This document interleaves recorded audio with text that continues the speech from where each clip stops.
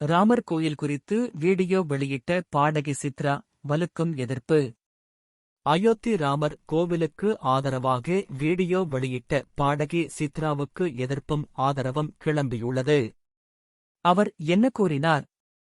சர்ச்சை ஏன்? விரிவாக பார்க்கலாம் இந்த தொகுப்பில். அயோத்தியில் ராமர் கோவில் கட்டுமான பணிகள் முடிவடைந்துள்ள நிலையில் அயோத்தி ராமர் கோவில் பிரதிஷ்டை வரும் 22ஆம் தேதி கோலாகலமாக நடைபெறவுள்ளது. இதில் பிரதமர் நரேந்திர மோடி உள்பட 3000க்கும் அதிகமான விவேபிகள் பங்கேற்க உள்ளனர். கோவில் பிரதிஷ்டை சிறப்பு பூஜைகள் இன்று முதல் தொடங்கியுள்ளன. இந்த பூஜைகள் வரை 22ஆம் தேதி மாலை வரை நடைபெறவுள்ளது.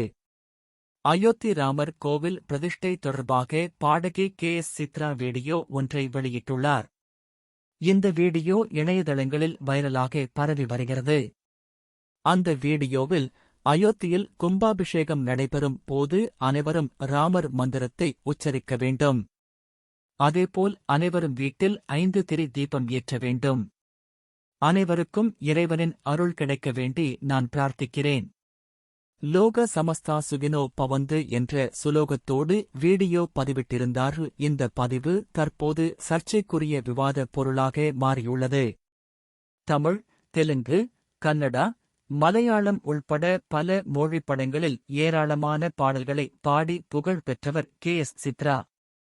மொத்தம் 20,000க்கும் அதிகமான பாடல்களை பாடி காந்த குரலால் மக்களை கவர்ந்து இழுத்த சித்ராவுக்கு ஏராளமான ரசிகர்கள் உள்ளனர்.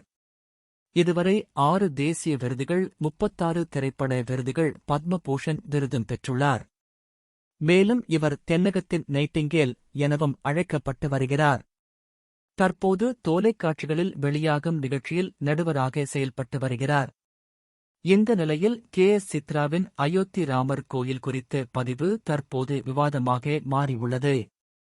குறிப்பாக பாடகர் சூரஜ் சந்தோஷ் தனது இன்ஸ்டாகிராம் ஸ்டோரியில் மசூதியை இடித்து கோயில் கட்டப்பட்டு இருக்கும் வரலாற்றை மறந்துவிட்டு லோக சமஸ்தா சுகினோ பவந்து என கூறுவோரின் அப்பாவித்தனம் என்பது ஹைலைட்டாக இருக்கிறது என தெரிவித்துள்ளார்.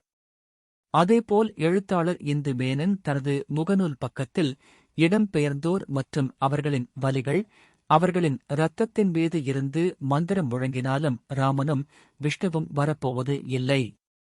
5 லட்சம் விளக்குகளை ஏற்றினாலும் உங்களினம் மனதில் ஒளி என்பது வராது. குரலின் காரணமாகவே நைட்டிங்கேல் என்று உலகம் நம்பியது. ஆனால் உண்மையில் நீங்கள் ஒரு போலி நைட்டிங்கேல் என கடுமையாக விமர்சித்துள்ளார். ராமர் கோயில் பிரதிஷ்டை நடத்தும் போது விளக்கேற்றி ராம நாமத்தை உச்சரிக்க வேண்டும் என்று தெரிவித்த சித்ராவிற்கு எதிராக பலரும் விமர்சிப்பதை ஏற்றுக்கொள்ள முடியாது என நடிகை குஷ்புவும் கேரள நடிகை கிருஷ்ண பிரியாவும் தெரிவித்துள்ளார்.